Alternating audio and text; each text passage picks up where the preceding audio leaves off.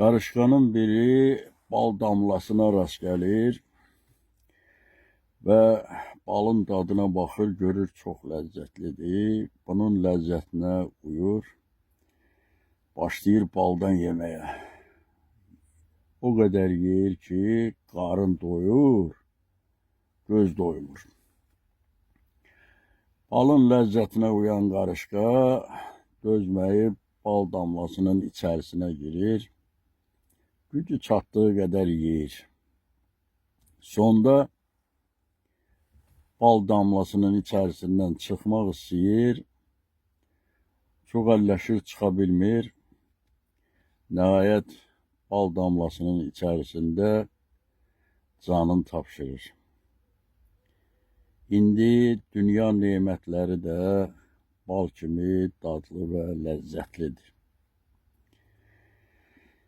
Kim ki özün bu dünya malına qaptırır, onun aqibəti də bu qarışqanın sonluğu kimi olur. Deyir, azgözlüyün tamahının əvvəli şirin, sonu acılıqla bitir. İndi həyatda dünya nemətləri çoxdur, özü də hamısı bal kimi şirindir. Özümüzü o nemətlərə qaptıra bilmərik.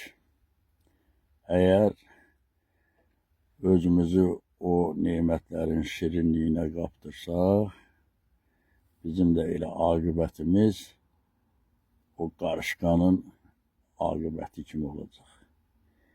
Arzu edirəm ki, hər birimiz öz nəfsimizə qalib gələ bilək, dünya nemətlərinin şirinliyinə çox da uymayaq.